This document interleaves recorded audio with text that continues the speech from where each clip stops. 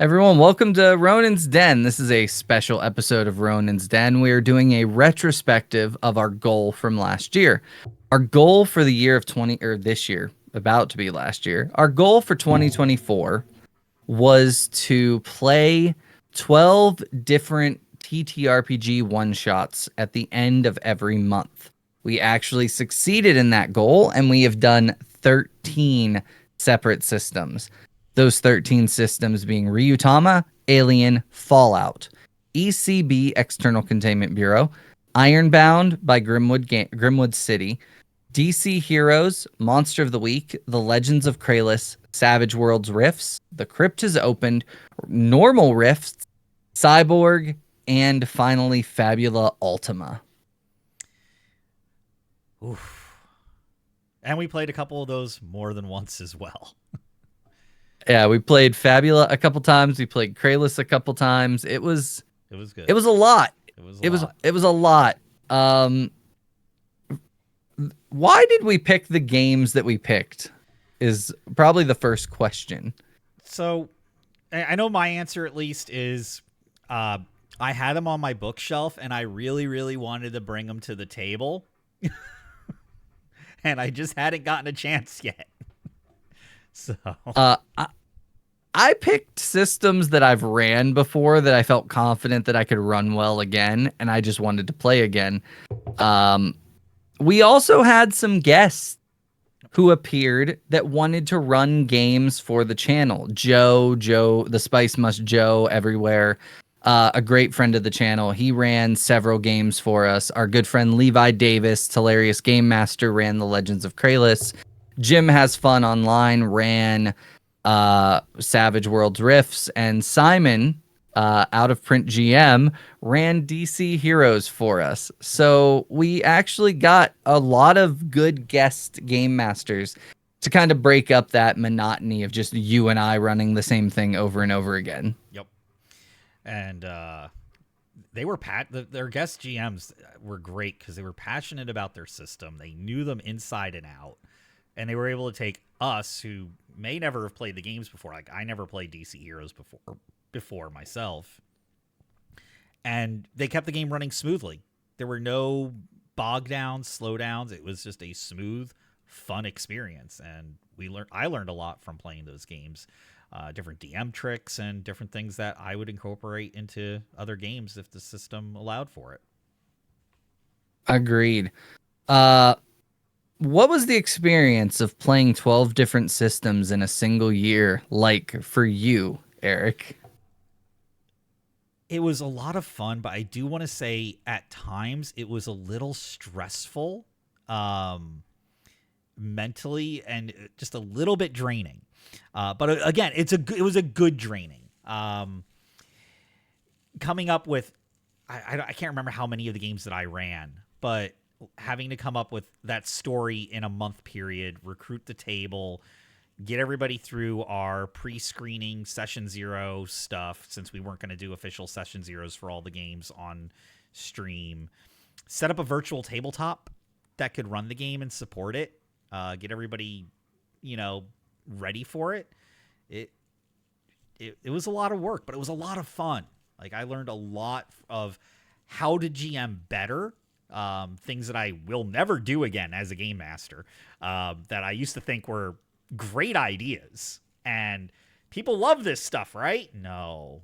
I just had some really polite players over the years. And then other things like, warning signs to look out for at the table that I might have overlooked before. But now that I have like a more diverse player base, I'm not going to overlook that thing anymore. Like, that is a red flag. Yeah.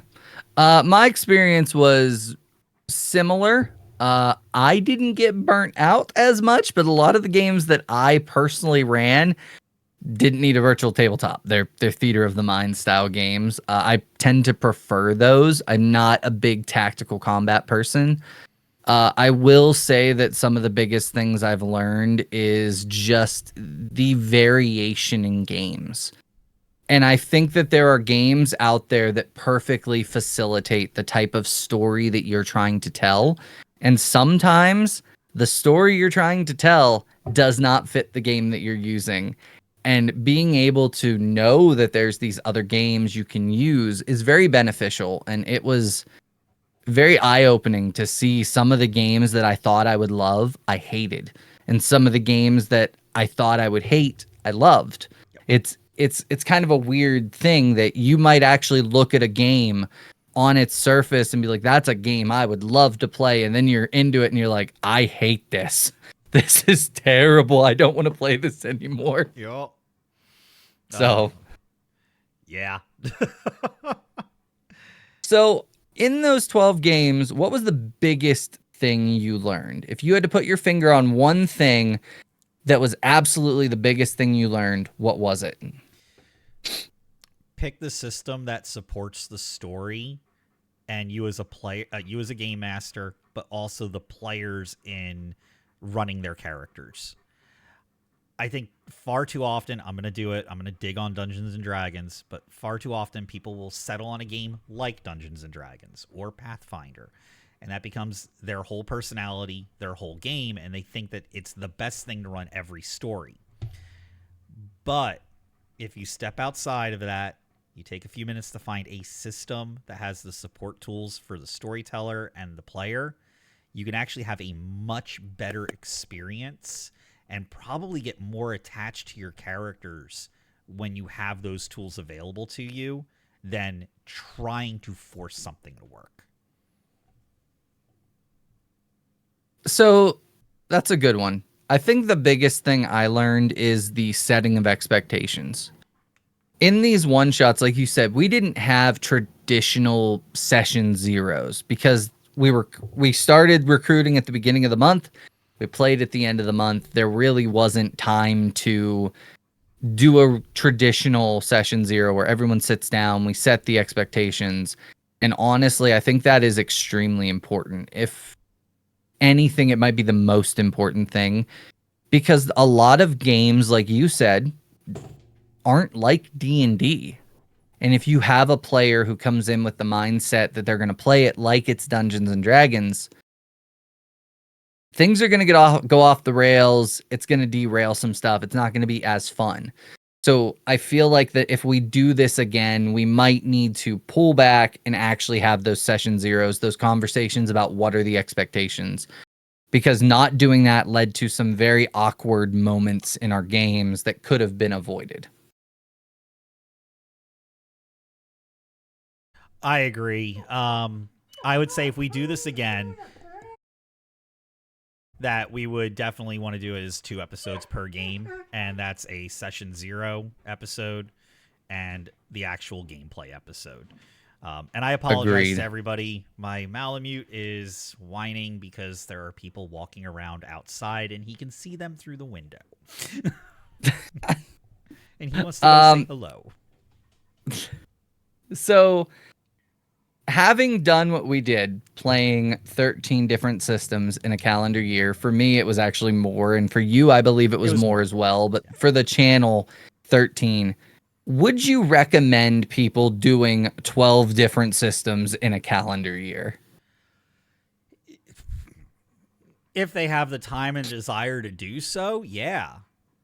But go in knowing that it's a bit of a commitment and it can get a little hectic.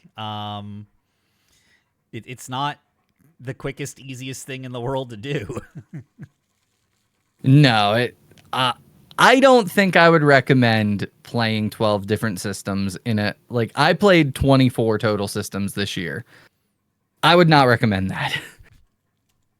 I think about half of that. If it was just the 12 in a single year, maybe. But there are times that I get rules confused because I'm thinking of the game we played last month and not this month. It can get confusing, and it's a lot. And trying to get those many people together, that consistently. Like for us, we were getting new players pretty consistently, but towards the end, we were just getting the same 3 guys. Yeah. Pretty much, because it's hard to find players that are willing to play these different types of systems that aren't D&D. Yeah. As sad as that is, it's hard, and it can be kind of deflating when it's like, oh, we wanted to have different people every week, every month, giving different reviews, different thoughts, different perspectives. And it's just like, we started that way. We had a bunch of people, and then it just slowly whittled to where it's like, well, we got to take what we can get to get this done because it's our goal. Yeah. Where I don't know that I would ever make this goal again. I don't think we're going to do this as a channel again either. Definitely we'll do one-shots. Absolutely. System pops up that sounds like it's going to be fun, but I don't think I would want to set let's do 12 different unique games in a year again. Revisiting some favorites? Absolutely. Trying something else new that comes out on the market or we've had our eyes on for a while? Yeah, absolutely. But I don't think that I would want to make this a driving goal a second time. Also, I know this is going to be a little bit of a rabbit hole, but I also think looking at the systems a little more in depth would help, because there were definitely systems that we played that are far better for campaigns. Oh, yeah. Than they are one-shots. But there are also games that we played that we all said, yeah, this is a great one-shot game, but this is not a game I would ever play a campaign of. So taking the time to really research the games and not being on that 1 month time crunch. Oh, we have to get a group together. We got to play this. Mm-hmm. Being able to sit back and do that research and be like, okay, this isn't a very good one-shot game. Let's pick another game, postpone this a little bit, would have been more beneficial. I agree. I looked at it more of like, we're just testing the mechanics more so than, actually running it for viability's sake. Like, we want to see, is this a solid game? That's the mindset I went in on each one of these one shots with. Like, was this designed soundly? And some of them, even with that mindset, there were a couple where I'm like, I don't think they really thought this through. This rule doesn't make sense. One of the next question we wrote down was, if we could do it again, what would we do differently? I think we've answered that pretty well. I would, so if we were to do something like this again, I would definitely say maybe 6 in a year, and do more quality on it. Maybe if we say this one looks like it's better for a campaign, let's do a mini campaign of 3 sessions. Something, and a more in-depth session 0 for each one. Yeah, I wouldn't do this model again. It was a lot. Yeah.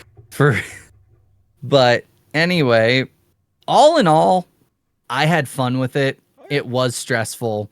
It did have its ups and downs, but at the end of the year, I'm happy with what we were able to accomplish. I think it's a phenomenal feat that we didn't miss any months. We did it, and we did it well. Yeah. We made a lot of really good friends. I definitely expanded my horizons on, GM etiquette, skills. Improv definitely improved over the course of this year. And yeah, I found games that I never really thought were going to be good games that I wouldn't like. I was like, I never thought I'd like Monster of the Week. It just, when reading it, looking at it, I'm like, this is not me. I actually enjoy it, though. I think it's a fun game to play every once in a while. Games like, the Alien game. Well, again. So I guess to end this video, what was the favorite one shot that you played? That I played? What was your favorite or ran? Of all of the one shots, which of these was your favorite? Fabula Ultima and Alien are pretty tied for me. They're pretty close together. Fabula Ultima, because I ran it, and I think that we had possibly the best table of player interactions through all of the games that we ran. I think that we had the best gelling of people in that one. And it was a system that I honestly didn't think that I would like too much going into it, because it looked really light and it didn't have much to it.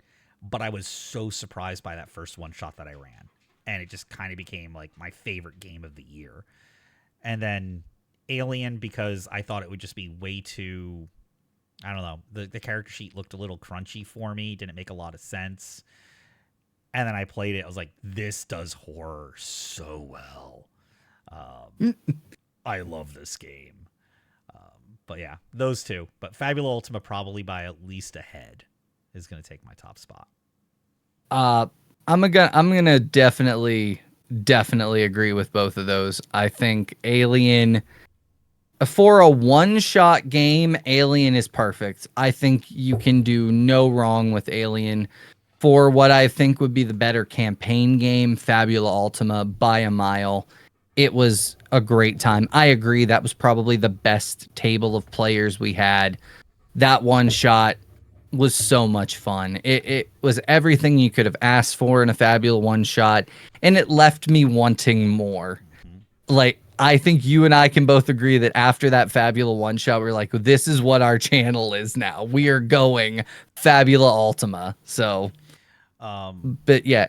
Now, if you had to pick your least favorite, I think I know what it's going to be, but what was your least favorite? This hurts my feelings too. I was just about to ask. I was going to ask you this question if we didn't get to it. Like, what was your least favorite?